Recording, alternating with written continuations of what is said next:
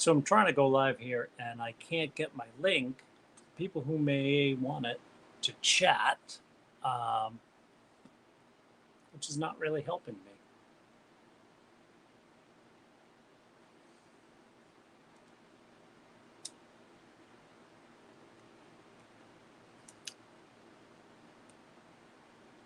Yeah, no, that's not what I wanted to do.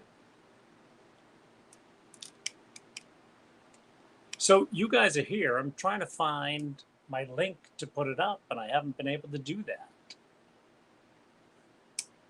SoCal Forest Mrs. Holy smokes, buddy, how are ya? Lorette, how are ya? How are things on the other side of the pond?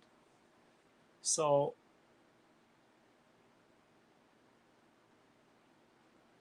I can't figure this darn thing out. And I would really like to. At least we get a thumbs up from me there, SoCal. I hope everything's going all right. Um, Here we go. I'm going to put this up here. And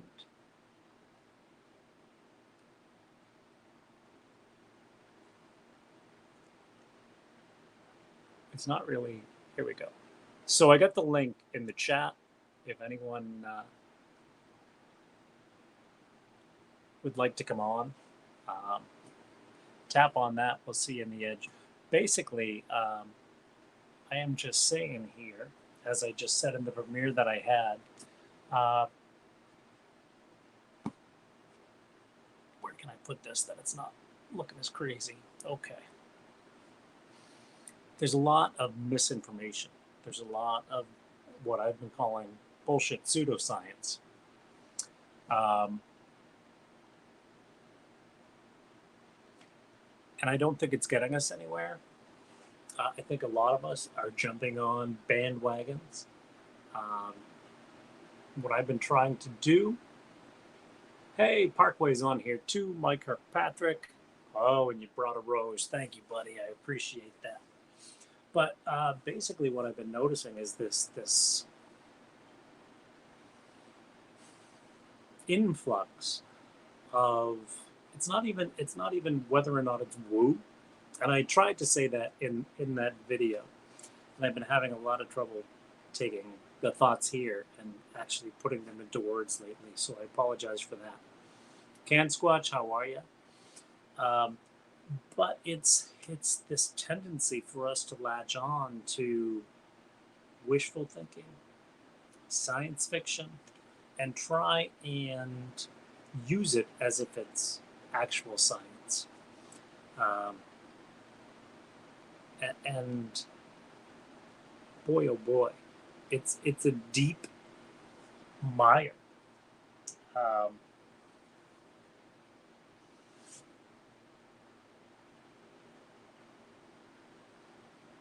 I can't see your sticker yet, dude, but I will look at it.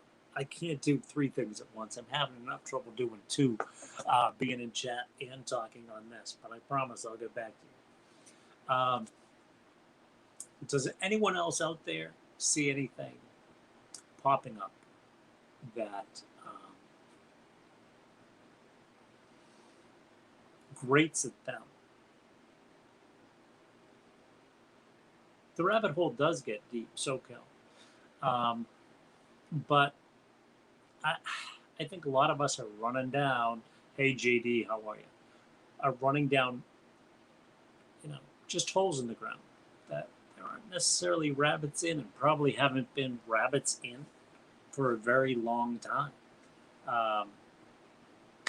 And it's not getting us anywhere. We're no further than we were 50 years ago on this. And I don't want to poo-poo, like if you look back at my origins, there was a whole lot of woo, right? In my start in this endeavor. There still is. I still have bizarre things that happen in the woods that I can't explain. But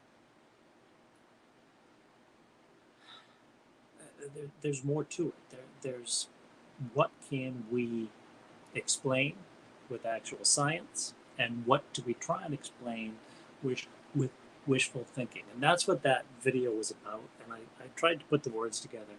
And when I'm out in the woods and hiking, I get tired. And when I get tired, my brain gets tired. And when my brain gets tired, things like I'm probably starting to slur at this point in my day.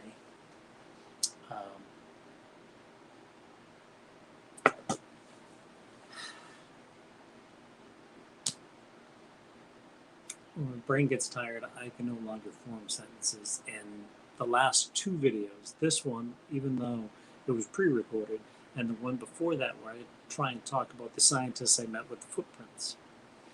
Well, he had footprints, I make footprints. I mean, his theory on footprints as someone who designs prosthetic limbs. He's a computer scientist. He also happens to be a,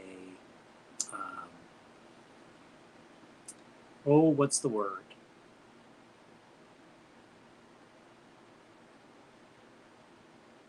We can explore this more. I'm hoping we explore this more. What is the word? What is that? Biomechanics. So he's I don't know what you call that kind of science other than biomechanics. I don't know what you call that kind of scientist. But basically what he said was, listen, we're looking for a bipedal creature who's smooth, quick, and can go long distances. That suggests an arch. Yet, when we talk about Bigfoot footprints, we seem to rule out footprints without an arch. Kinesiology. See, that's what I said before, Lorette. Thank you for saying that. And he corrected me after I did that video and said, well, you know, I studied biomechanics, and his doctorate is in biomechanics.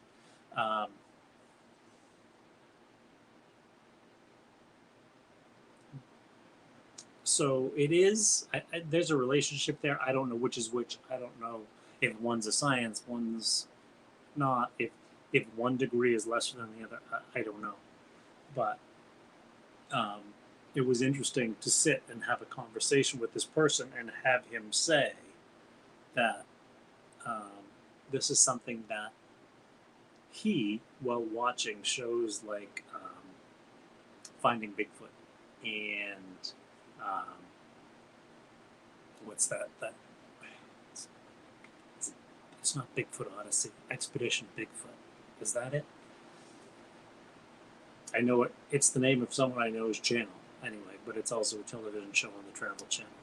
But he was talking about how these shows who suggest that we should be looking for mid-tarsal break in a smooth-moving bipedal creature. Science kind of snubs their nose at that. So, does anyone have any questions? Does anyone have any other subjects they want to talk about? I seem to run my mouth a lot. What is the angle of lifting the foot? Mike Kirkpatrick is asking. Do you know what? I don't bring a protractor in the field, generally speaking. I don't have enough visual experience to even estimate it. I don't know who does. If someone has video of that, other than like the Patterson-Gimlin film, and is this new film that people are talking about? Is that real? Is it not real? I don't know. Patrick Vaughn says they don't move like us. I would agree. You know, my big sighting where it crossed the trail in front of me when I was a kid, they were big, high steps, almost silent, even though he was walking through a brush. So, did I catch it on film? No. Is anyone catching this on film? No, not really.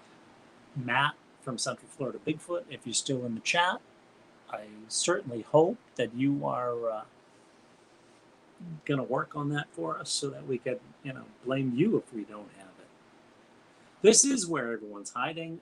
Listen, Bigfoot Okanagan or anyone out there for that matter, and I don't know if I pronounced Okanagan right, but I have trouble pronouncing my own name right these days.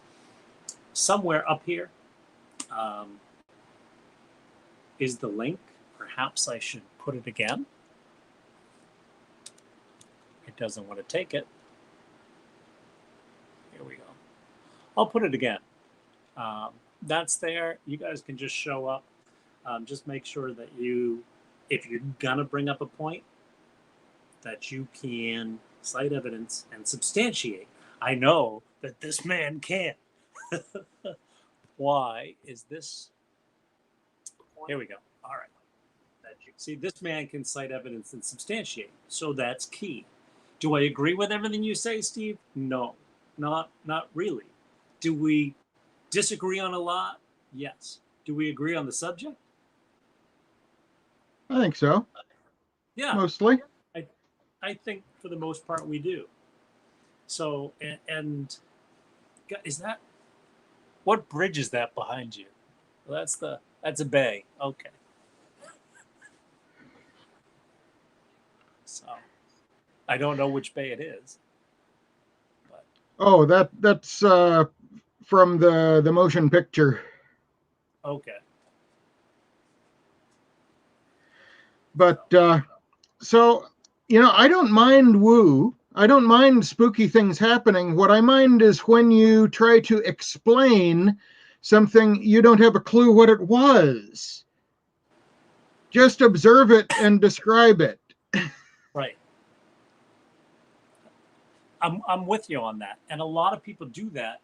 But here's the thing. When they try and explain it, there's not much behind it. There's a lot of references to, well, so-and-so said on his channel. Exactly. And that's fine, but that's not science. That's not. Is there a way, right, where we can, I don't know, do we have a reference center for Bigfoot?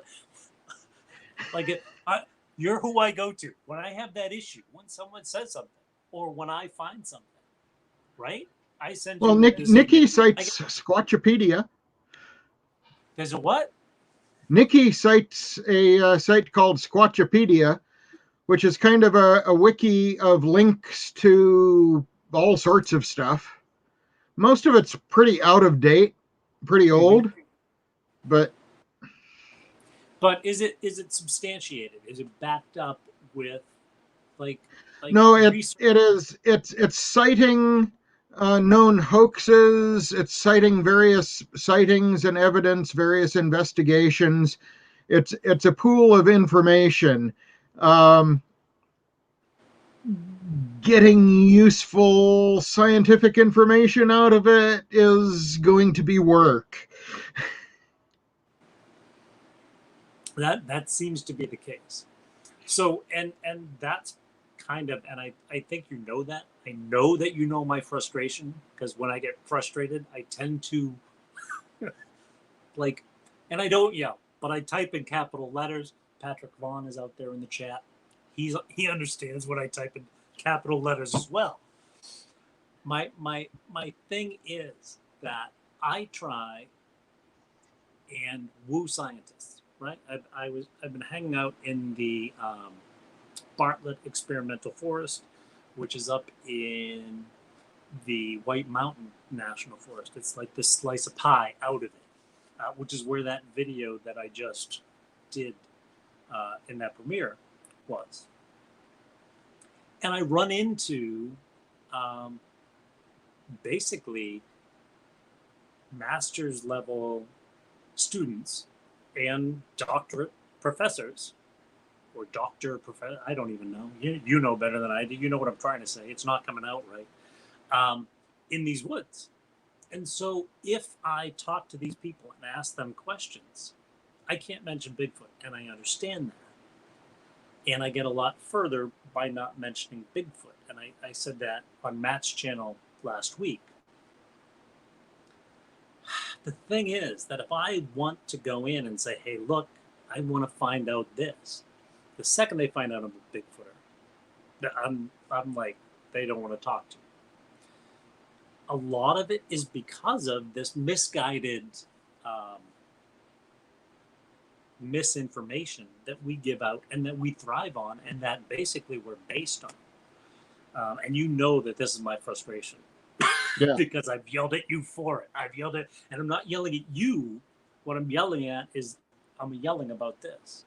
So Leon mentions this a lot. When you hear us talking about some things, you're not hearing us being angry at the community per se. You're hearing our frustration at trying to extract useful information from all of these beliefs, all of these explanations that have been created around something that is not understood, which is why I go back to, if you don't understand it, just describe it.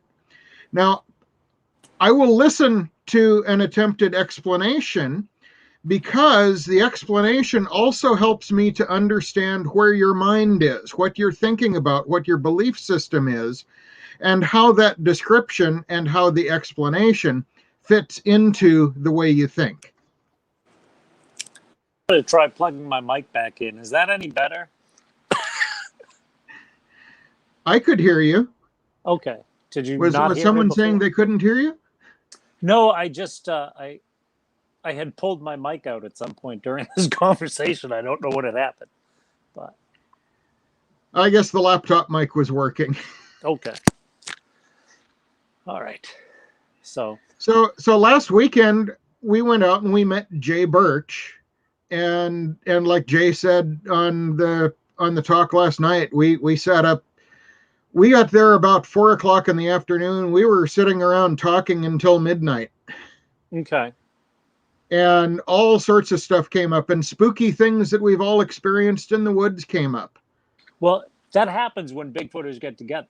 Suddenly someone says, "Has this ever happened to you?" And it's kind of a whisper out of the side of a mouth. And then everybody in the room seems to jump in and say, "Well, yeah, did they do this? Did they do this?" So go on. I'm sorry, I didn't mean to interrupt.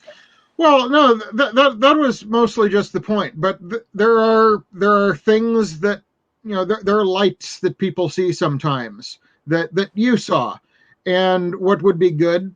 Have you been able to get back there? Have you been able to try to see that again? I have not. Parkway was in the chat. I don't know if he's still there. I asked him if he was free this fall. I don't know if I'll be able to make it down this fall, but I would really like to get back out there. I was out with Matt from Central Florida Bigfoot, and I have this friend Ron. And when I was down at the Green Swamp, I went out with Ron and his wife Lori, and we saw some lights in the swamp. But I was like, wow, you have really big fireflies down here, don't you? So I was out the other day just hanging out in the woods with those folks again. And he was like, well, yeah, they were really big fireflies, weren't they? I was like, yeah, that's odd. And he doesn't know what they are, but they're lights that he sees. He's wondering, is it groups of fireflies? There are ways we could go to try and narrow this down. When I talked about my experience out there with Hippie, started looking geologically. Could there be something there? So there are ways we can do this. And I think as a group, if we could focus on what it could be scientifically, rather than jumping to this bizarre stuff, we'd be much better off. Pet orbs? It's exactly, but listen, you just said that, and there's probably 40 people out in the Bigfoot world who will back you up on that. That's exactly what it is, or it's a portal about to open. They're waiting for it to open. Bigfoot will come over and make a signal, and these things will pop up. So I don't know. I don't know how we get around this. It's creating an explanation because we have a pathological need to know what's going on, to have an answer.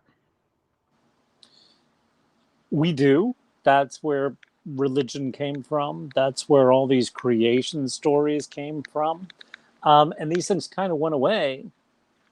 I mean, there's a lot of people who still have religion. I don't mean to belittle that at all. But these things went away as science came in and could start to explain things. I think it was in a chat not too long ago. Was it last Saturday with Matt when you mentioned that if we see something that we can't explain, until we can explain it, we consider it magic. Was that you?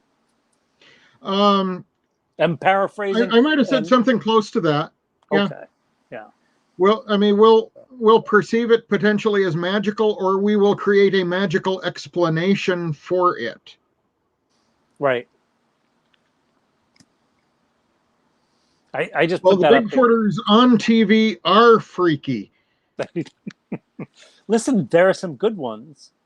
I think they sell out. I don't know. Like, they're reasonable, rational people who you meet and you're like, oh, this guy knows his stuff. And then you hear what they say on their TV show and you're like, wow, maybe he doesn't. So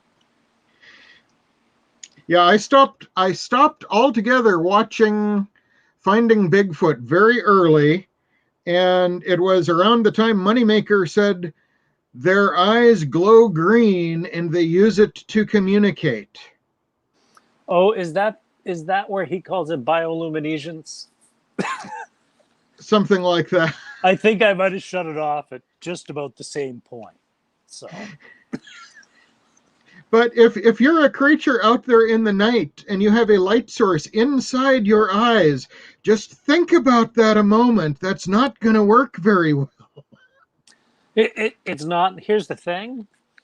After talking to, it was actually a marine biologist about bioluminescence, it's quite possible that we bioluminesce in an infrared. The only thing is we can't see it, so we can't communicate with each other through it, because we can't see the light that we're emitting. So there's science, and all this can be explained. We just aren't using it. So, but I mean, you took some good steps here in breaking this idea out and pursuing more solid ways of thinking. And if you do run into something strange, document it. Document it.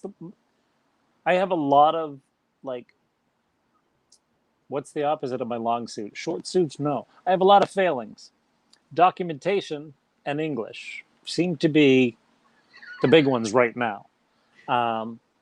Being able to think something, even though I know it intellectually, being able to get it out of my mouth succinctly, that just doesn't happen. I don't exactly know what happens there.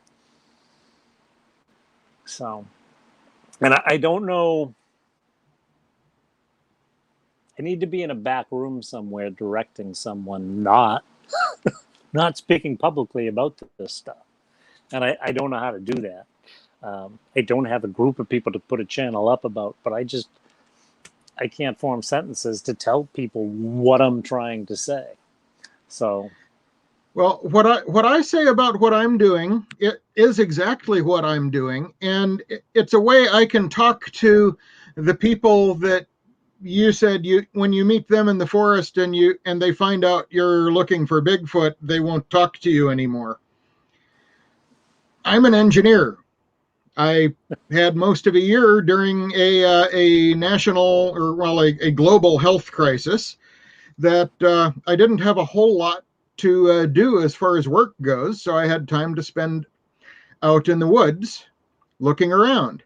Mm-hmm. I went to find people who said they had regular Bigfoot activity, and I went to where they were going and watched what they were doing and experienced the things that they perceived as Bigfoot activity. And then I go back to those areas at other times when they're not there. And sometimes I'm just quiet. I'm just an ordinary person setting up a campsite at that place. And in this one particular area, there's nothing going on when I'm Mhm. just a person camping. But, and I only have a sample of 10, but on the nights when it's getting to be dusk and I call out into the woods, whoop, whoop, there's things moving around in the woods around the camp. Now, I can't get them on thermal. They're hiding themselves, and I found out that the terrain there makes it relatively easy for them to have a low area they can walk through and poke their heads up and look around. Mhm. And that's something I need to figure out how to deal with at that site. So you're And saying that they're taking low ground? yeah, well, they're above or below the camp, but Okay. the terrain there allows them to have a barrier of land, not just trees, between them and me. Mhm. So it would be almost as if in a World War I, World War II fashion, there's a trench that covers most of the area around Okay. there that they can move around in that trench pretty easily. Like a means of Yeah, egress, so they can get the hell out before we can get in there. yeah, and it's natural terrain. It's not that it was created. In some of these Forest Service roads, though, they are ditches, they are drainage that are a little further off the road at the edge of the easement, and Mhm. it just happens to provide them a place where they can be about 4 feet shorter. Yeah, that would. I can see that. But can we go back to what you were saying earlier Sure. when you were talking about being out there with groups of Bigfooters? Um, Tell me about the differences between your experiences when you're with a group of people who are thinking this is Bigfoot and when you're out there alone. Um, so I'm observing the people, listening to the stories, sharing my own stories. And interestingly, the nights that have a lot of intense activity are not the night I was there. Oh, that was last week. Oh, what an amazing coincidence. It's always, well, last week there was lots of stuff going on. There were nine, well, if they were owls, there were 900-pound owls stomping around in the brush. But that was last week. I missed that. That's kind of a red You flag to didn't me. get to see it, but Yeah, trust us, it happened. yeah. So I mean, I'm willing while to you're believe it, but it always happens. right, while you're there, are you making observations and saying, well, that could have been this, that could have been this, and kind of bringing them down off of that like high? Do you know what I mean?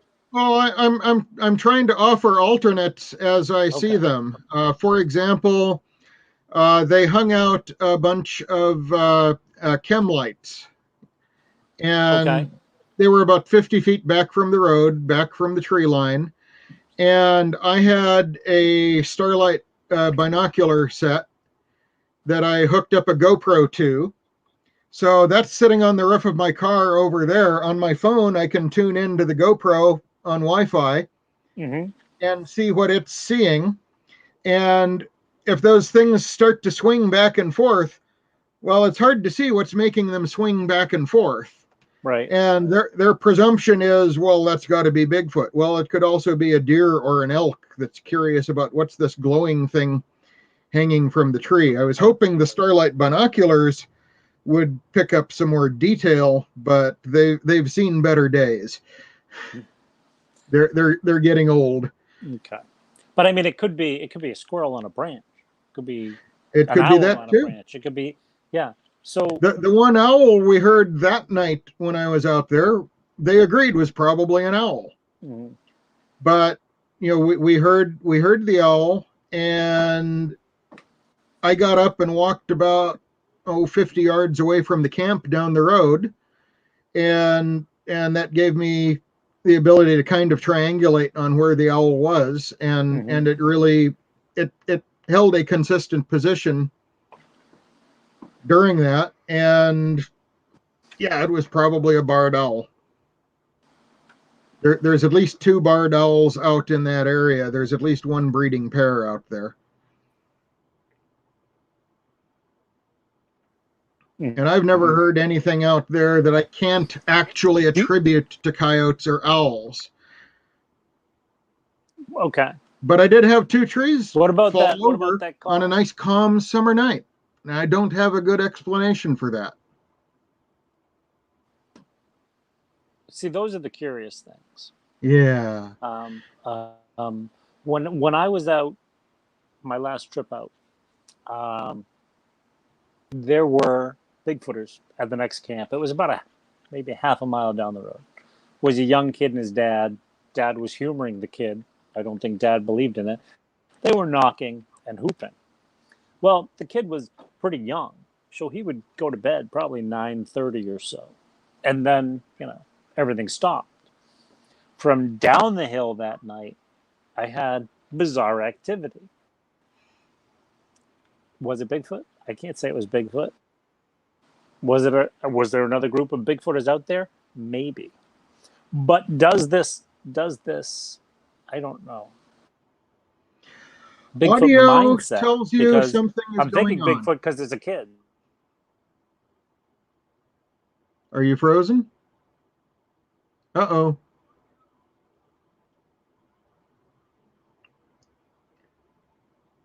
Max, we've lost you. He'll be back.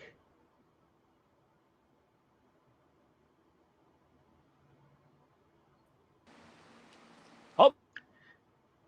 Maybe back. There was movement for a moment.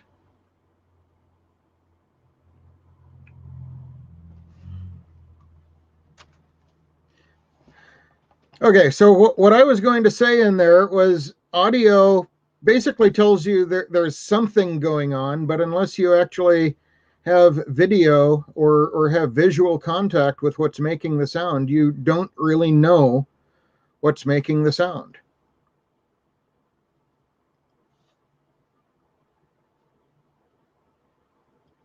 Oh, come on, we can't lose Max. There's Max and there's other Max. Now there's two. There's 2 of me now. I don't know what's going on.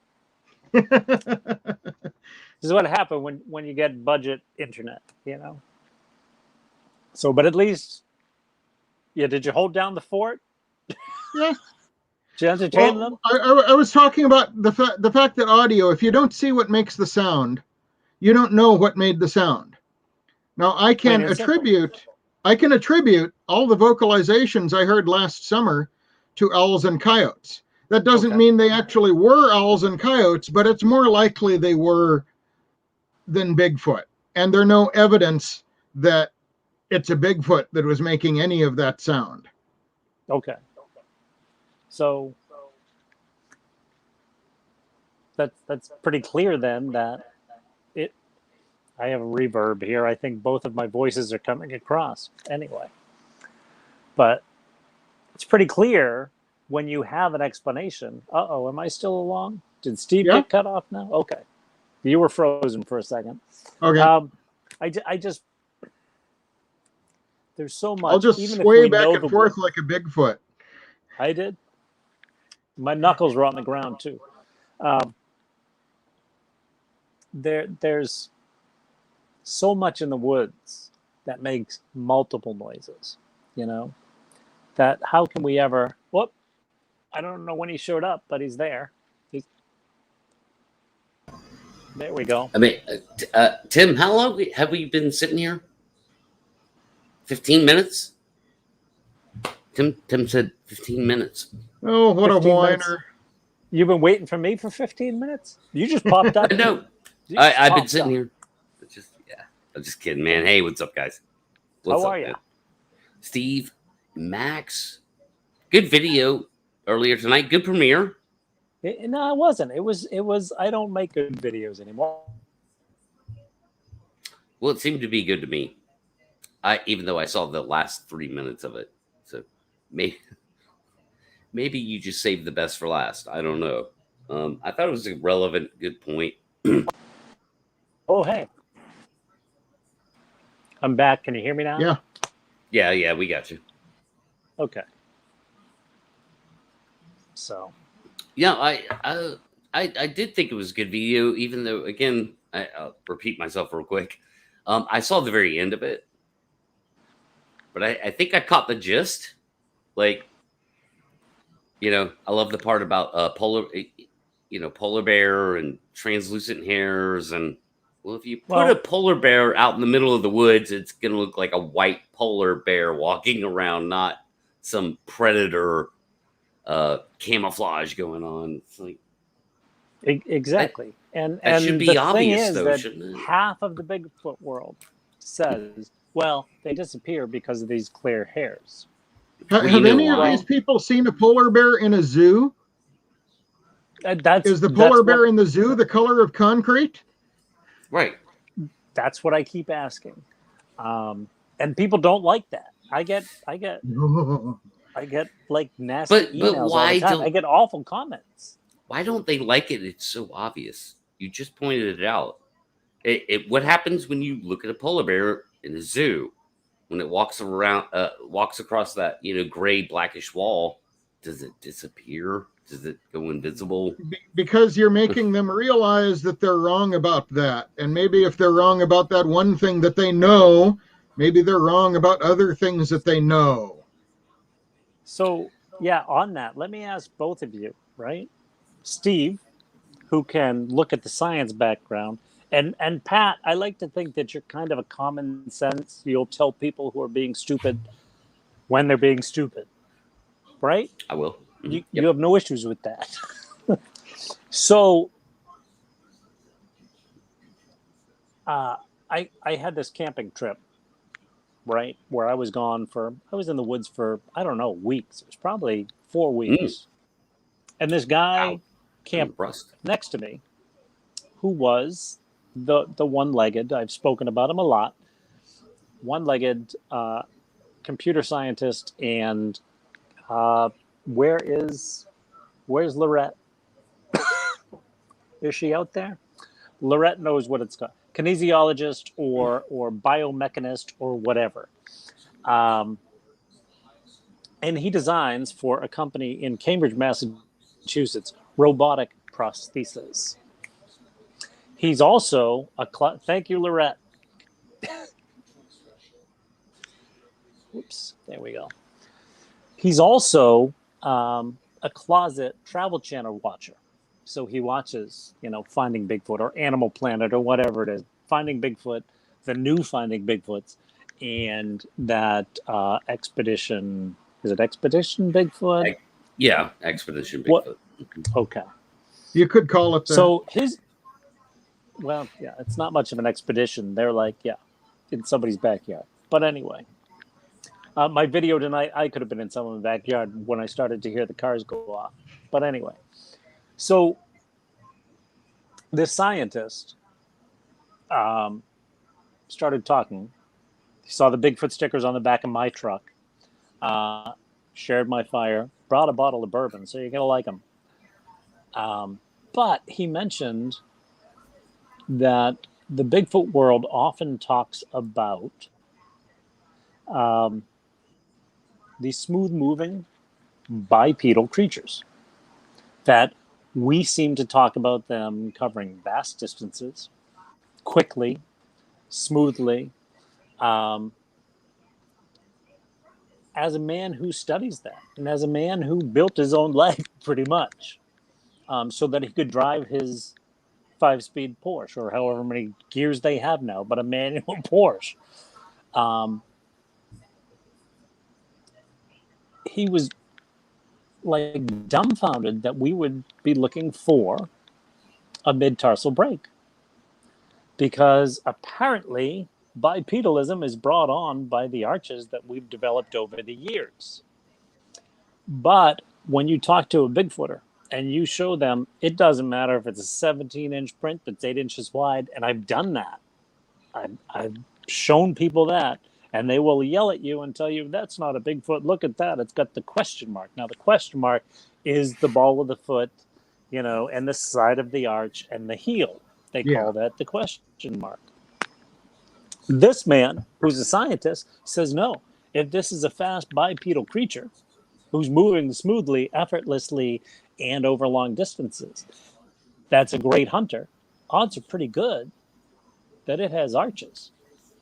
So we've got a lot of misinformation. And listen, I don't want to rewrite the book. Like, I'm not saying that that's the case with these things. I'm saying that we're using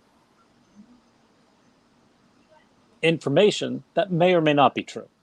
I don't know enough about it to even go out on a ledge and say it can't be true or this.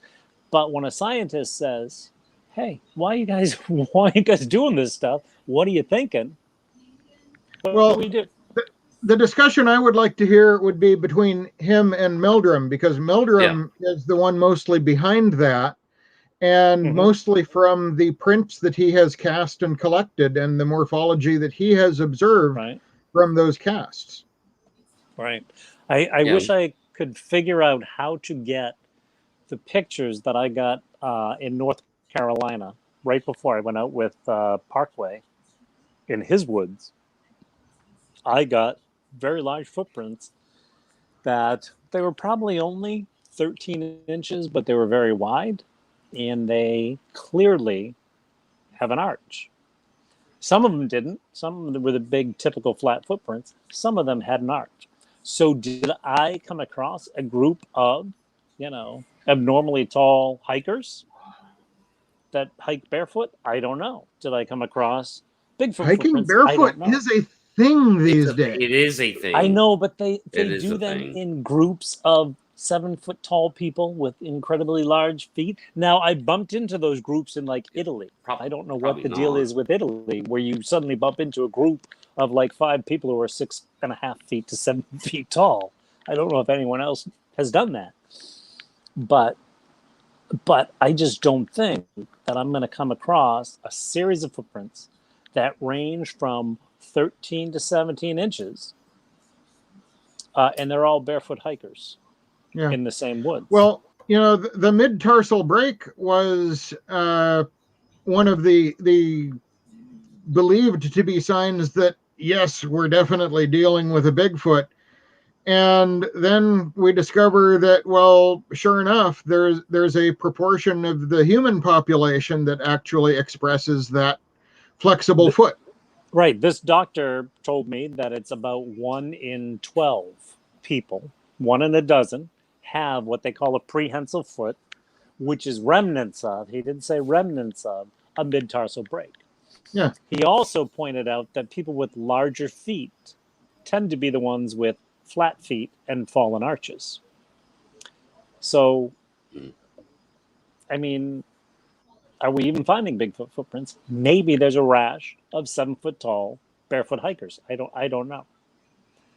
But well, there's a normal population foot size, but the other thing for Bigfoot is you have to consider they probably don't pop into the world 7 feet tall.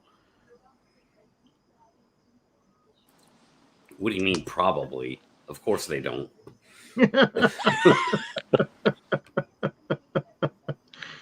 So that it would reason that there are smaller feet. Yeah, I mean, there's a lot to unpack there, and I'll say that Meldrum himself can't accurately like fall into this knowledge. He's kind of speculating himself. He's but as a professional, right? So fair enough, but without like picking one's foot up and looking at it, or picking 20 of their feet up and looking at it, and then doing comparisons between size, height, proportions, different parts of the country. Human beings have weird different feet, so that variance, I hate to apply it. I hate to apply anything human to a Sasquatch, but that variance could exist. So as far as their feet go and what they do and how they look in the mid-tarsal break, we just don't completely understand that yet, because I mean, we don't know anything about their wrists. We don't know why their knees appear to be lower than ours. Right. Their joints We aren't don't in the same place. we don't have a body, so we can only Yeah. speculate biologically, anatomically, what these things may or may not be. Well, But if are you we take the ruling out Patterson information? Gimlin film, if you take the Patterson Gimlin film seriously, the joints on the creature in that film don't seem to line up well with human. At all. I would argue at all. They do line up not too terribly badly with Neanderthal, perhaps coincidentally. Correct. right. That's true. But as far as like lining up with humans, I mean, like if you look at Patty's knee, it's just not where it's supposed to be, and you can't replicate that in the suit. Obviously, you can't create a new joint in a person to in their legs, Yeah. right? I mean, you can use arm extensions to make the wrists Right. longer, but that's you can't really make the hips higher from the knee. exactly. That's a one-way street. So yeah, extensions will create new, like unusual looking joints in humans, but it's a one-way street. It only goes one direction. And in the case of Patty, it goes in the wrong direction. Is that extensions aren't in play? It shortens between the foot and the knee. Therefore, no extensions. Therefore, you cannot create a joint there, a functional joint. I mean, you could break somebody's leg and create like a floppy joint, but they can't walk. I mean, I don't think anyone would agree to that for a hoax. No. Why don't you break my knees off, my legs right below the knee, and I'll fake it. It'll be good. Trust me. Yeah, but you can't you can't walk on it. That would be the only problem, is that there's no recreating a new joint that you can walk on by breaking somebody's leg in a certain place and then stiffening out the knee. But yeah, it's virtually impossible. Right. We've got trackways, which I mean, these are in fact trackways with the mid-tarsal break. We've got increasing numbers, especially down south, and I think Patrick Vaughn may have mentioned that. I think that's what he was talking about. But down south, you hear a lot about these footprints with the question mark. I have found here in New England the footprints with the question mark. I find them without. Found a lot of just bizarre prints that I can't tell one way or the other. But I couldn't argue with Meldrum because I don't have enough information. I don't have that specific, what's that called? Specified area of knowledge like he does. Or just the vernacular to talk about it smoothly. Even if I did know, I wouldn't be able to speak about it. Like I could read 40 books on it and still not be able to speak about it as well as he can. So he would roast me in a debate. And my debate is not saying that they don't have a mid-tarsal break. Well, if the source of your footprints is human, I'll bet you could fool them with a game cam. I bet you could. I bet you're right. I gotta pick some of those up. Equipment costs money.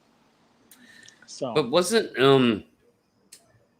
correct me if I'm wrong, but it's the at least some of the mid-tarsal break stuff. Weren't Patty's tracks mid-tarsal break casts or interpretation of those casts? I think they were consistent with that. Yeah, I think they were. I think Meldrum's talked about that. I'd love to see if he could look at that 17. I only have pictures of it. I didn't get a cast of it. It was in a tidal river and the tide was coming in. But it was a 17-inch print. It was about 8.5, 9 inches wide. It looked an awful lot like a fat version, as in, wider to the length ratio of a human print. Got no proof of it. I looked at it. I thought, I'm being hoaxed. There were 3 prints on that beach. One was really good. The others were smudged and angular and sides of feet. So I still don't know if I was being hoaxed or not. But it's interesting to me.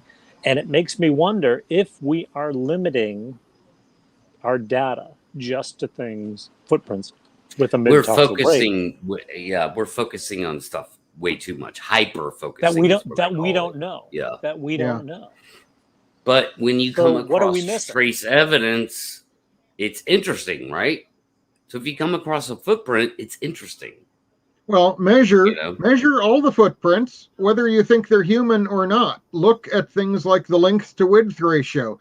If they're within the normal range for human, throw them out. If they're outside of that normal range, they're potentially more interesting. That doesn't mean that they aren't an outlier human.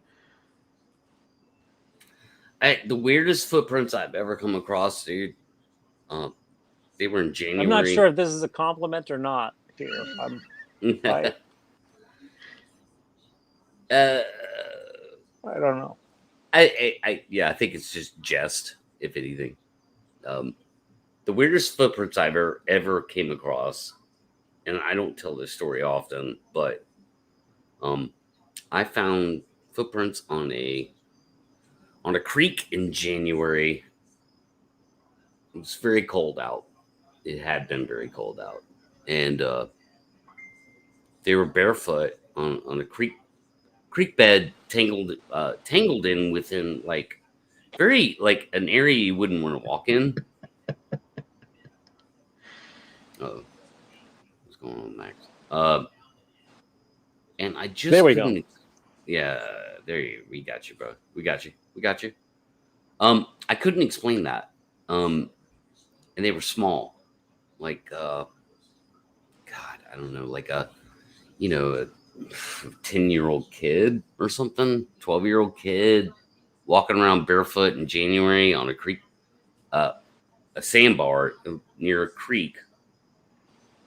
But again, there were sticks and roots, and it wasn't like the fun place to go, and it certainly wasn't summer fun kind of situation, man. And I just had no explanation for why there were footprints out here in the sandbar. It was very bizarre, and my mind pretty much went to. I told the property owner, I said, I think you might have Sasquatch around here. It's just what I said to him. I'm like, because this makes no sense.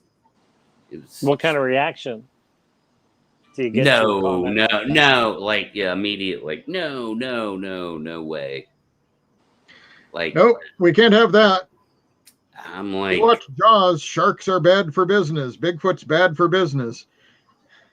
I'm like, here it is right in front of your face. I mean, these are clearly footprints. I just showed you. I tracked these footprints through this weird area that a dog wouldn't want to walk in almost, Mm-hmm. But much less a person. And in the sandy areas around these sticks, trees, roots, just uncomfortable place to walk. Here's these bare footprints right here. And it was a long time ago. Oh God, I don't even know. Couldn't 7-8 years ago, something like that. Yeah, Leon has a good point there. The break would only show up if the creature is walking, and probably more than just kind of casually walking, but maybe even has to put on somewhat of a stride to actually see that flexibility of the foot. Yeah. Okay, when we're talking about a mid-tarsal break, I understand that, but we're talking about a hypothetical bone structure based on unsubstantiated evidence. And I don't, my goal is not to muddy the waters. My goal is Yeah. not to be that devil's advocate for everything. Actually, you're kind of convincing me that the water may be muddier than we thought. Right. And that's kind of sensible, really. Well, when you talk to people, there's people that I know that are scientists that won't come on my channel because they want nothing to do with us, but they will say, why do you guys do this? What is this? Red eye shine, right? I've got a friend who is a marine biologist. We can't see the red that bioluminescence produces. Our eyes just, it's out of our spectrum. But the Bigfoot world continues to say this red eye glow is bioluminescence. Well, The they other don't thing is, know that. They've just been told that, dude. Yeah, they just been told here's that. the thing. You know that, and I know that. Yeah. But they're using this total supposition. Is it? Maybe it is. I don't know. As its fact, and that's dangerous to us. Yes. And Thomas people don't know the Steenberg- difference between bioluminescence and biofluorescence, right? There's a difference between jellyfish and wombats. I'm sorry. Well, Thomas Steenberg spent many, many, many years saying you can't possibly have red eye shine, and then he saw red eye shine. Well, I'm not saying it doesn't exist, because when you look at the records, but I'm saying eye shine. I'm not saying eye glow. Right. I know. I understand that. Here's the thing.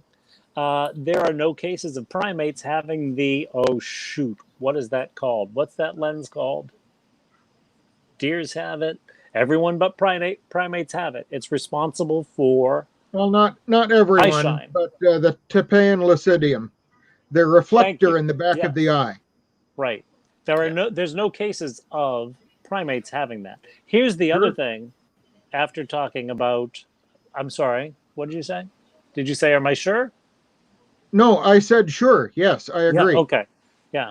I was told that by the primatologist at the Franklin Park Zoo. The other thing is that, generally speaking, across the species, it is extremely rare to have one member of a species that has something that's completely different from the rest of these related species. So when you're talking primates, if you found a primate that suddenly has that lens, that is crazy. That is such a statistical improbability. Yet we, as Bigfooters, jump all over it. Here's one thing. It's probably this. They probably have this lens. Yeah. Now here's one thing that I think could contribute to this. And once someone sees those big eyes reflecting in the dark, put yourself into that situation. Once you see those eyes looking at you in the dark, how likely are you to turn around and look behind you and see if there's an ambient light source behind you that would cause the illumination of those eyes? That's a very good point. The other thing is, how many pictures of me does my family have where I have glowing red eyes? There's a ton of them. You know, there's eye shine from photos. Yeah. Flash cubes or flash bulbs or whatever you want to talk about, they're not red. Yet I've got, glowing red eyes, and I don't know how many photos. Well, if you can have glowing red eyes, so can they. And their eyes would be much bigger. Their pupils would be much bigger. Obviously dilated. They operate at night. So if they're out there. Yeah. So especially when you're talking about the fact that they don't deal with our light. Yeah. Yeah, that's here's the other thing, though. You do turn around and you look for ambient light, and you turn back and the eyes are gone. Now what are you going to do? Here's the thing, though, Steve, is that there's always light. There's not a Bigfooter among us that I know of, and if they're around, speak up. Tell me your story about how you go in the middle of the woods with zero light and just stand there at night. You know, like just stand But- there. Yeah, but There's always light. Where is there more light? Because you're going to see the eye glow only if the light source is where you are, or behind you, or between you and them. Because it has to be in line or close to in line with their eyes and your eyes. Right. Correct. So if the light source is over there, you're not likely to see that kind of eye glow. You may see a reflection off the pupils. Correct. So this Right. this happens with camp lighting behind them.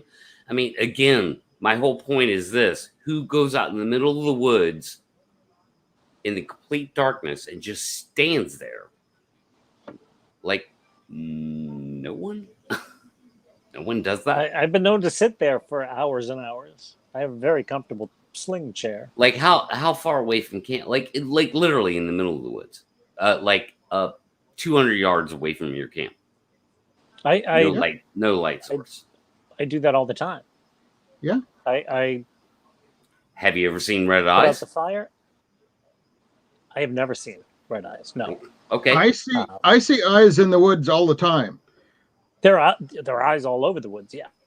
Yeah. There's yellow eyes. There's amber eyes. There's this greenish eye glow that you not glow, but Yeah. eye shine. that you Chipmunks, see. squirrels, coons. Everything. I'm just You're thinking. being watched when you're walking around in the woods. I'm just thinking more along the lines of what the light source would be. And it seems to me that when people report seeing eyes, there is a light source. In fact, they usually have some kind of light in their hand or something. So yeah, when we so that's what analyze I'm it talking like about. that, when we analyze it, when we are sitting back here in our chair and analyzing it, yes, we can make those reasonings. My problem is with the jump to bioluminescence or Yeah. that lens. That's not a because jump that's that a should total happen. Yeah. It's not I a jump agree. that should happen. It's a jump that happens every day on 90% of Bigfoot channels. My own, if you go back through my own videos, Welcome to there the are a Bigfoot million and world. one. There are a million and one assumptions, right? Yeah, it's creating an explanation. With a lack of actual lack of data, filling that void with an explanation that suits you just fine. Yeah. That's it. That's all it is. So yeah, of course, man. Like, yeah, people jump to conclusions, dude. That's why I love the spaghetti monster model. I could jump to a conclusion right now. The flying spaghetti monster explains Bigfoot. There you go. But I mean, I just summed it all up. The whole The- phenomena.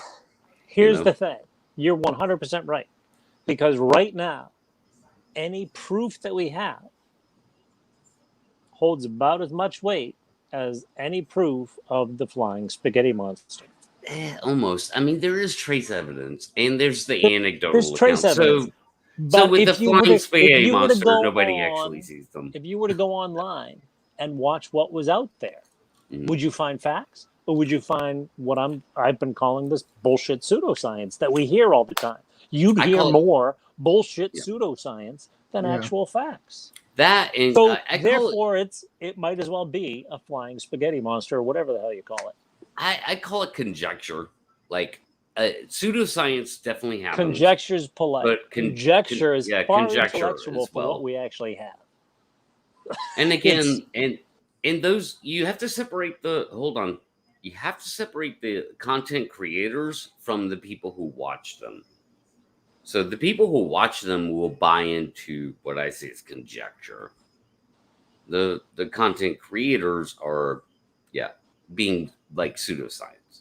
There's a healthy dose of people who watch who do say, "Are you sure it was that?" and not You're something right. like It's this. more than we know, Max. It's and there's I a bunch find of that people who out say day this is day bullshit and day. and turn it off. right? Yeah. So there's a bunch of people who actually watch and comment that will make those reasonable comments that say, well, maybe it was this. But then there are also a lot of people who just turn it off. This is crap. I'm out of here. You guys are Yeah. crazy. There are also And people that drink it up. there's far too Gobble many gobble. of them, right? And there's also people who Yep. are making the videos who are like, this is going to get ratings. Watch this. Here, Yeah. hold my beer. The algorithm tells them what they need to do to get more clicks. Yep. And Right. what we've talked about a lot is factual information, not fabricating things and trying to figure out what's really going on out there doesn't get you as many clicks as a good lurid story. Exactly. And as far as the other side of it, trying to come up with the reasonable explanation, I haven't found a piece of paper big enough to make a Venn diagram for the whole thing. It just, Right. if you go through all the reports, there's no way we can group this all together. How much is No. real? How much is baloney? We'll just say it, bullshit. Don't hold back, anyone. It's crazy. It's staggering. It is. So I spent about 25 years of my career working in air safety electronics. And Is that the no smoking light on the airplanes? On the F-22, by the way, guys, on the F-22. That's actually one of my first aircraft projects, F-23, Pat.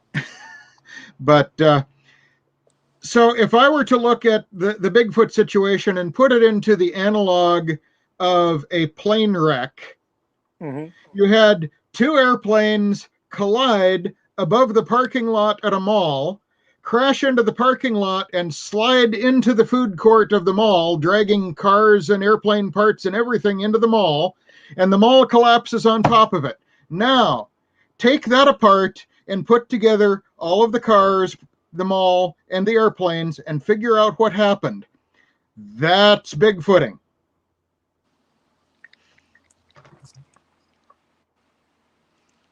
SoCal saying truth is not clickable because we were just mentioning about the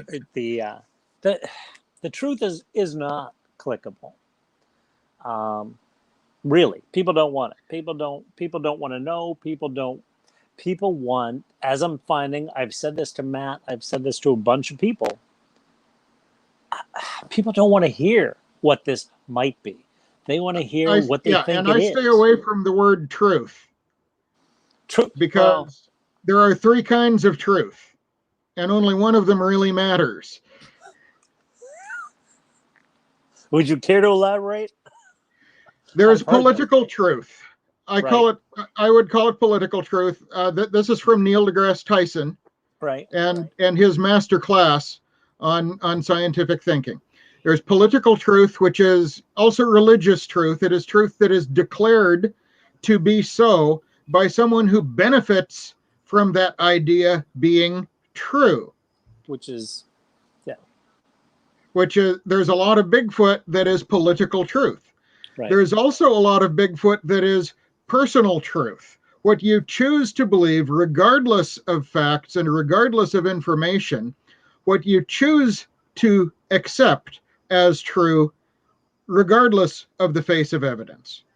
And then there is objective truth, which is true no matter what you're told and no matter what you believe. So when I ever use the word truth, if I ever slip up and say it, I am talking about objective truth. Right. Okay. Yeah, which is the only truth in my opinion. Like, I hate these different definitions of truth. The truth is absolute. Period. But it's not. You need to take a few more philosophy classes, Pat. The truth is based on what we know so far. And as we learn more, that truth is subject to change, really. Yeah, but wait, hold on. You're talking about science. Like Truth- science truth is is- subject to change. The truth What is about that the Indiana about- Jones it's movie? waiting there for you. Right. The truth is as well. waiting there for you, no matter what. One No of the matter what. Indiana Jones movies started out with archaeology is the search for fact. If it's the truth you want, there's a philosophy class right down the hall. Okay, maybe for a different show, but I do. I've always stuck to the principle for years and decades, really, that the truth is absolute.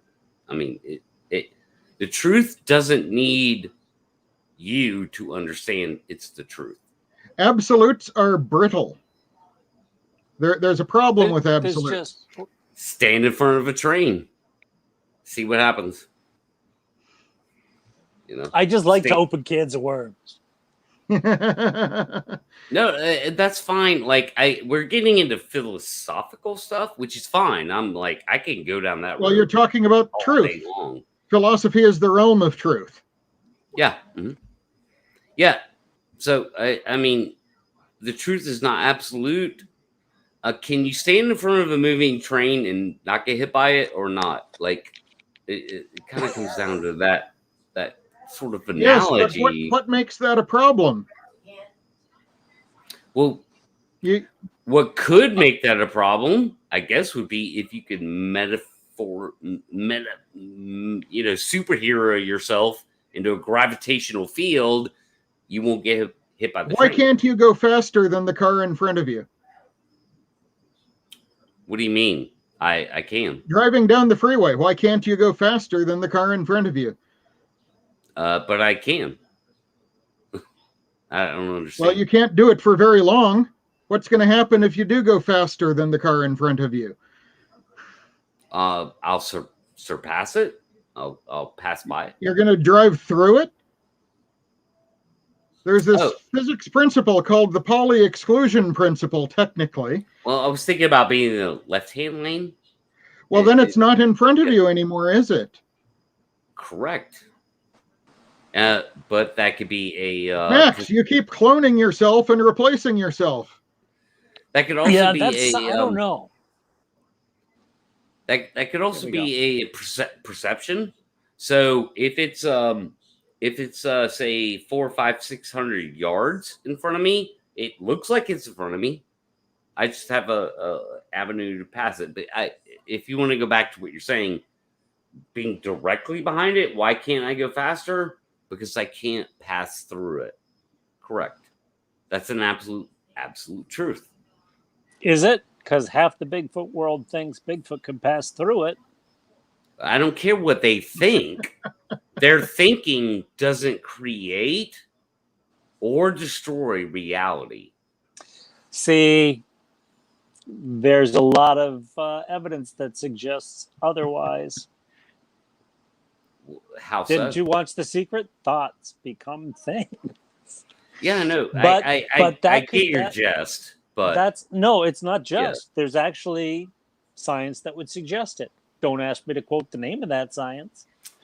But again, I would go with the somewhat more well researched but much older Think and Grow Rich more than The Secret. I agree 100%. Secret is paraphrased. It was all for money. But yeah, It not was Napoleon marketing. Hill. Who's the other guy? I can't think the name of it, but yeah, I agree. It's very interesting if you sit there and write this stuff down. and you- it gets you into philosophy and stuff. Yeah. It does, but it's interesting to watch it, to try it, to experiment with it, and see what happens. Okay, so Matt, what color is the rainbow? Colors. Rainbows, colors.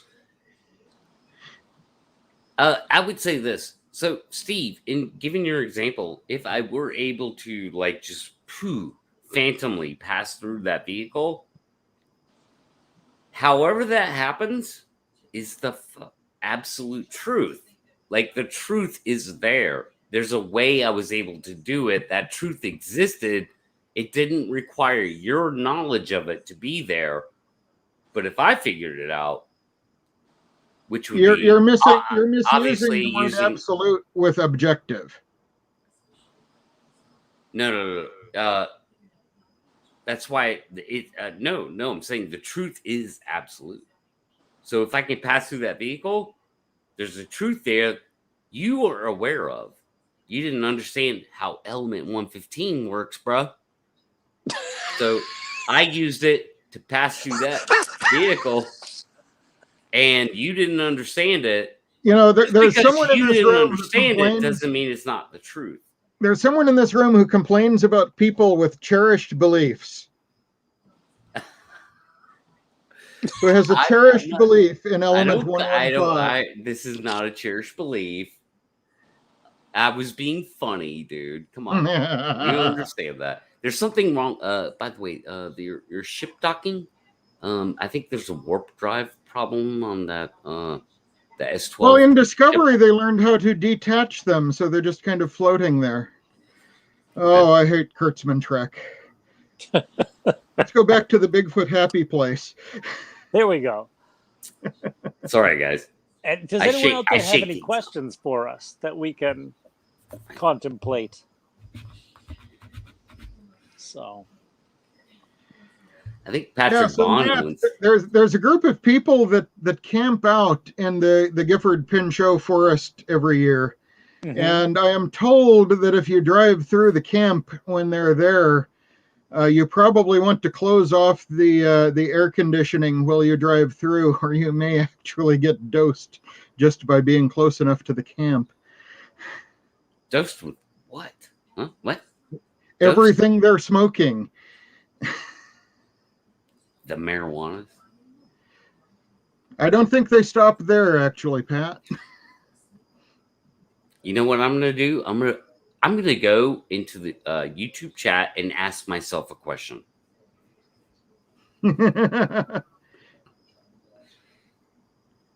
Max, microphone unplugged.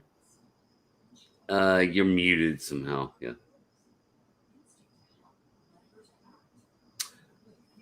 Am I gonna Tim? Matt, I think Max is in the Northeast. I'm gonna fly you up there, Tim, and you can help him out. Maybe. Like, I'm just saying, Tim. Like, I think Max needs some production help.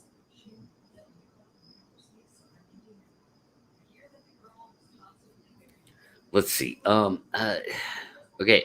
Pull your. There you go. Nope.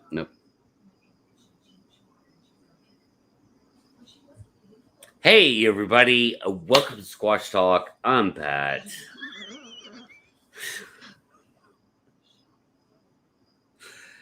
And tonight, we're going to send Tim up to Max's place and get some production help for him. I'm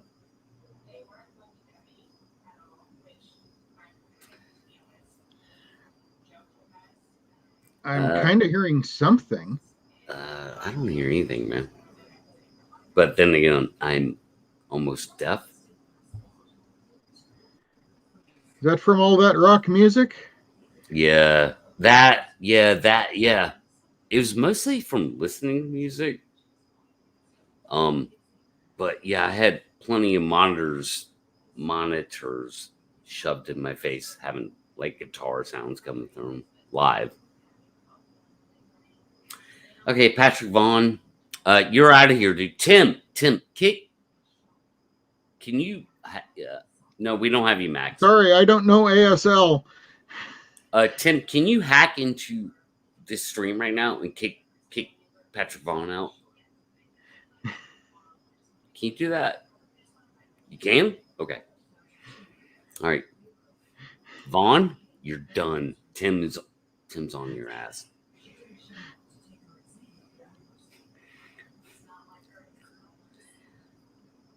Yeah, dude. Max. Okay, so Max, I'll recommend this. Take your headphones out of your computer and plug them back in. First of all, and second, back out of the room and come back in. That's what Tim told me.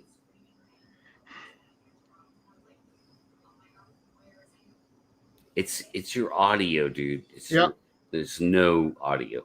Zero. So try the sledgehammer, leave the room, and come back in. Yep. We have a funny way of putting things, Steve. No, good grief. You do. I don't understand that, dude. Like, I don't get that, bro. Like your sense of humor is off the charts. Like, it's on a higher level. Okay, this is reminding me of our second cat, Amber. Vaughn, hey, Tim, I said Vaughn. Vaughn's still in the chat. He literally got up and left the room and came back in. Nope, nothing, bro. Nope. We can't hear you. Yep. There you Exit go. StreamYard and come back in. Yep, that's usually the cure. Steve is Patrick Vaughn says, the guy who's about to get kicked out of chat. Steve is hilarious, and he is. You have a great sense of humor. Thank you. And your narration is awesome. I love your narration. Ain't technology grand? I was talking about Amber. Amber learned that we didn't like her to beg at the table. So she learned to go to another room or maybe 2 rooms away, and she knew in the other room, and then she'd come back and sit quietly by the table looking up. Right. But she learned... Right. Yeah.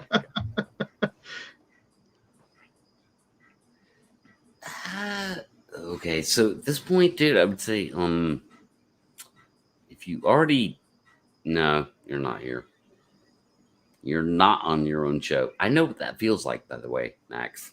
I have sympathy for you. There he goes.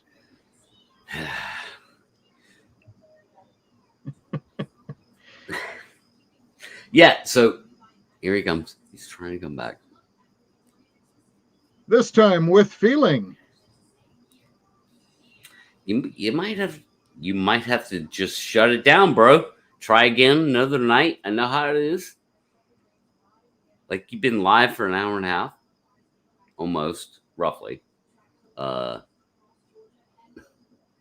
JC's like hijacked show, guys. I think we just did. We kind of did, but we don't have the control panel, so we can't bring in Leon and JC and Matt. Right. Yeah, exactly. Yep. No control panel.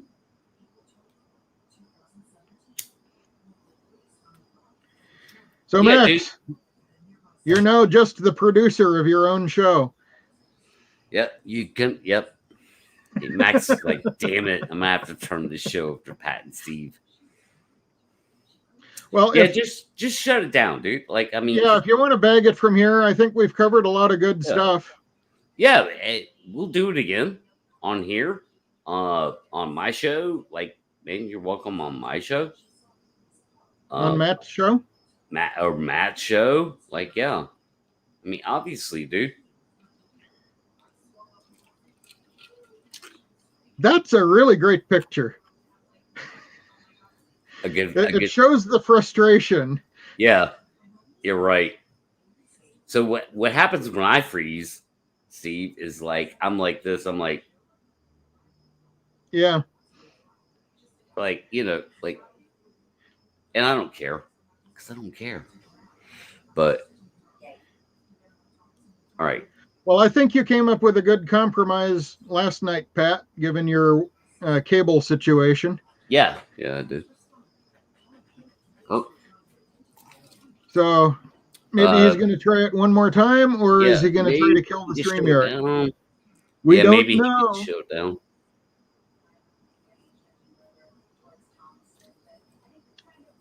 Shut down, dude.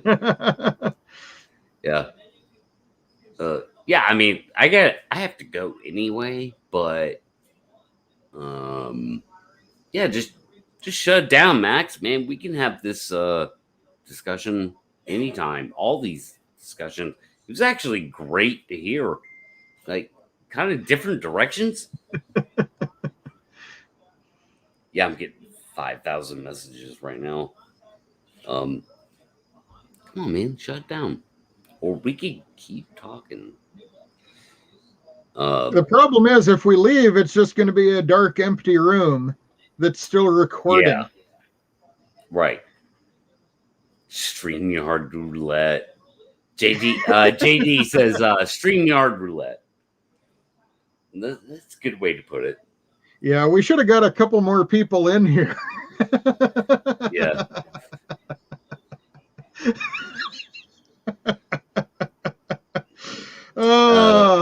Patrick Vaughn says, Pat just wants to shut you down. Don't listen to him. Tim, weren't we able to hack in and like kick that guy? Like this Vaughn guy? Like Matt, I like that picture. I think that's the picture that's going to have to go into the one that Pat asked me to do. I don't know how that's going to look holding the bow though, but oh yeah. Oh wait, hold on. And you're back. Can you hear me? we can hear you now. Can. Oh man, what the hell? Like I couldn't touch anything You on have the no screen. idea. Like it just wouldn't take anything. So crazy. Well, hey, How- you how- got off. How lucky. did it go, by the way? Oh, it went great. We talked about this, that, and the other. You guys Uh, know We my I- solved mom's- how my mom's 42 watching, really is right? the answer to life, the universe, and everything. Yeah, Element Oh. 115. I prefer 42 to 115. The Yeah, number we kicked. 42. We kicked I have- Patrick Vaughn. We kicked him out of the chat. Tim was able to hack in and do that, so that's good. And what else? I don't know. What else did we do? I don't know. Did We- anyone we- come we- up? We did with get any some amusement out questions? of the All I can frozen see is faces of Max Powers. Yeah, we Yeah, brought a There were a little bunch bit of of odd humor. ones that I would see. All right. Well, that's good.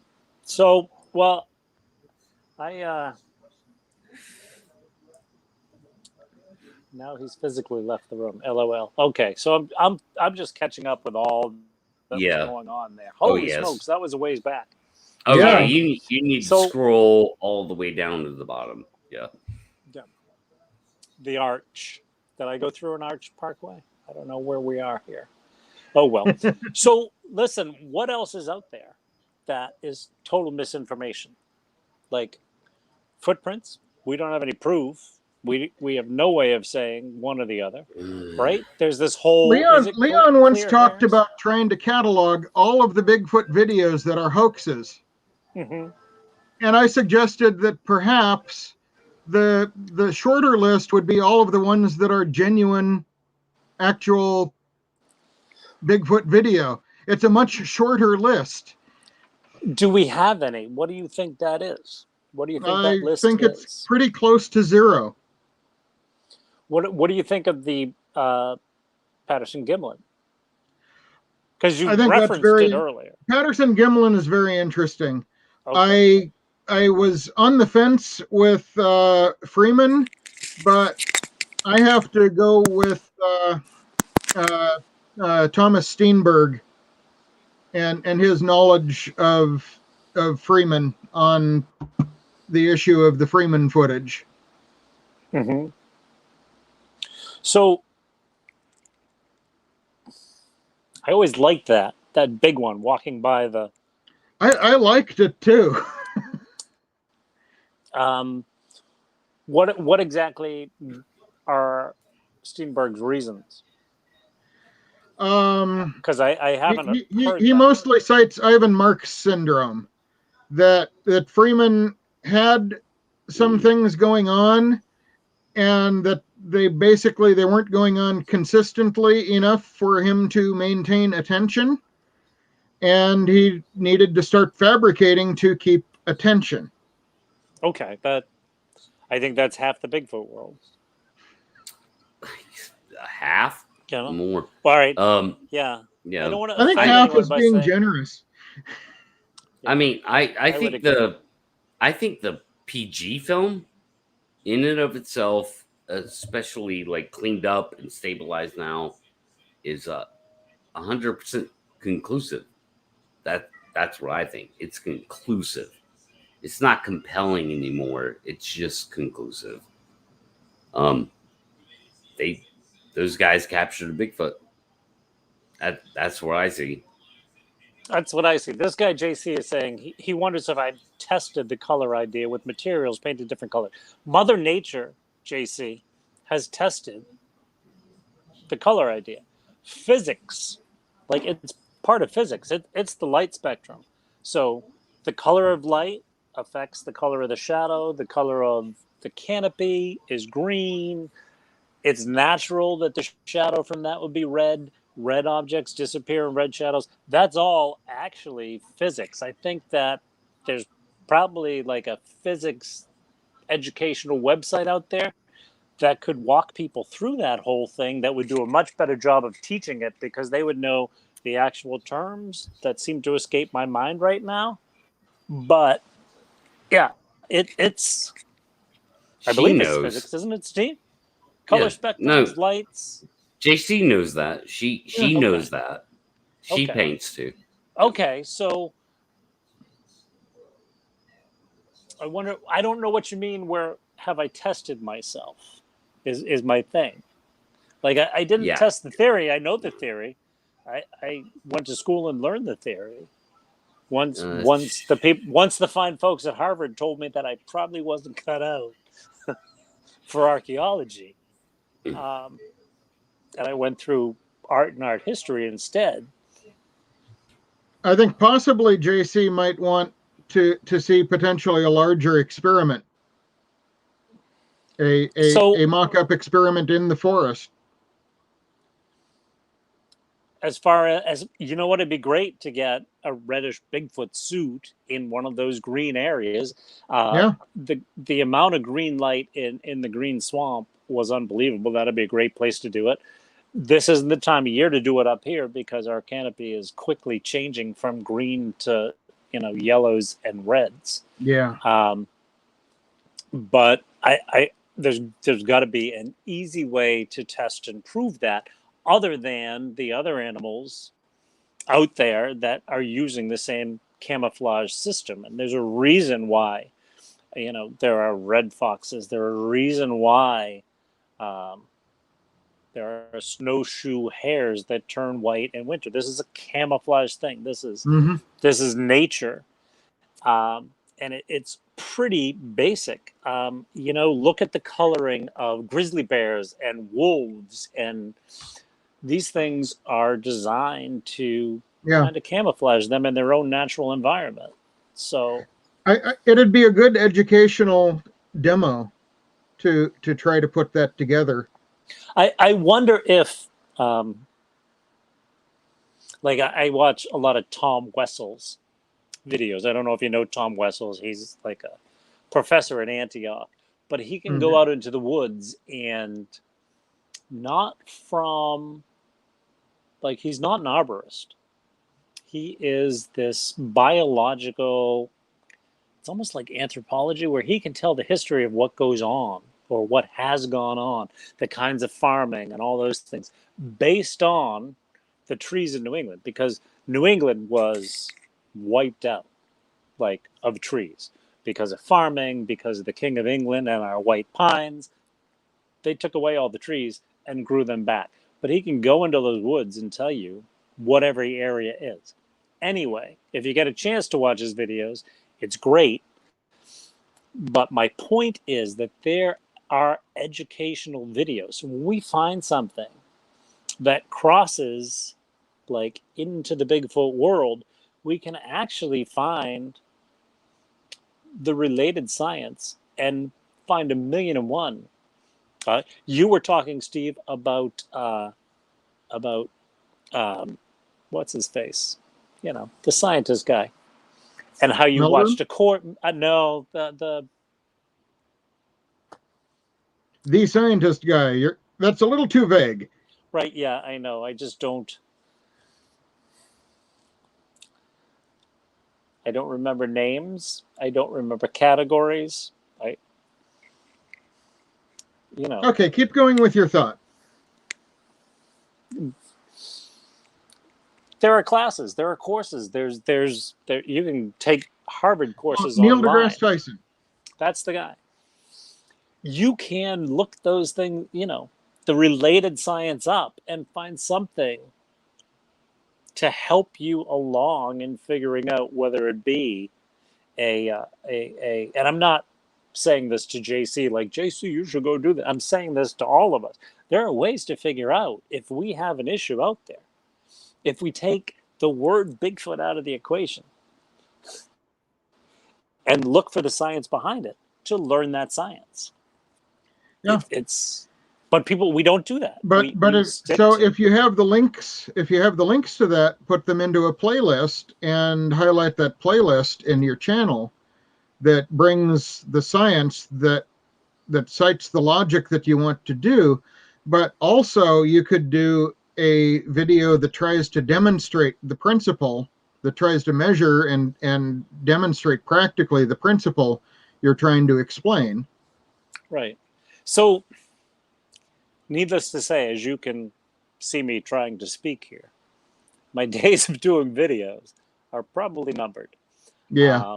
So I'm going to be stepping into, like I said, the background. I don't know. I can still write. Maybe I'll write a book on things. I don't know. But, yeah, especially as I start to get tired trying to get words out of stuff. I was telling Jay last week, a few people have told me I should write a book. I don't think I'd be very kind at this point. And there are two titles that come to mind.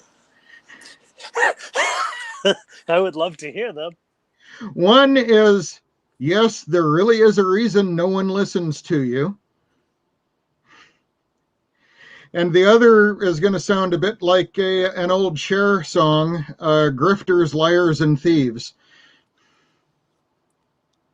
And well, if you're writing it about the Bigfoot world, that's not far off. There's a lot of people out there, you know, who are getting a lot of money from their whatever accounts, you know, whether it be through YouTube or through that are really just milking it for all. Well, the idea is to separate a large number of people from a small amount of their savings.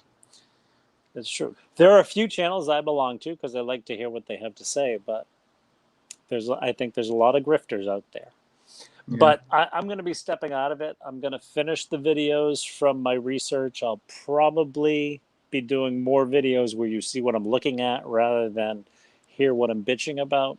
So, but yeah, my vocabulary that's why the video where we went to look for where one of the trees fell is not something I put up, because 45 minutes of us wandering through ferns and stinging nettles that are about this tall compared to us that we can't see through, and the Devil's Club, and basically just griping about traipsing through a Jurassic rainforest. I think it would have limited even entertainment value and no real education value. Yeah.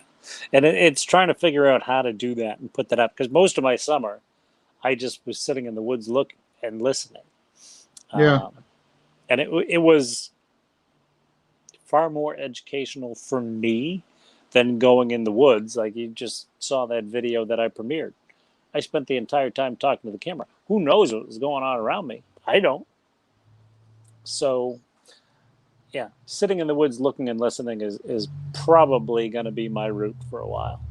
Yeah. So it's been the most interesting thing for me to just do the three whoops into the dusk and then listen to what goes on around the camp. Aren't you scared with that? That you're telling them that they're ugly and their mother dresses them funny, and they may resent you for it Could because be. you don't speak Bigfoot. Yeah, well, you know? it's like I said the other night. I would prefer not to get chased out of an area by the subjects. However, that would be a successful experiment. That's true. That's true. So I don't know what the long-term stress situation would be from that, but I've been in a situation where I thought I was going to be face to face with one at a couple of points, and I at least have some idea. I think I would be able to negotiate it better than someone who had absolutely no preparation whatsoever. yeah.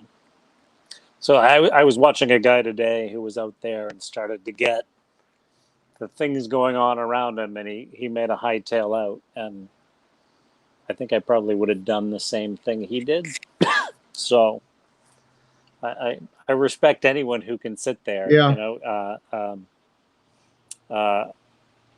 Well, the camp Jay Birch likes, it's a really plumb spot, but a lot of times during hunting season, that camp, according to the rangers, is left vacant. I've got some spots like that up in New Hampshire. Free campsites. They don't charge you for them.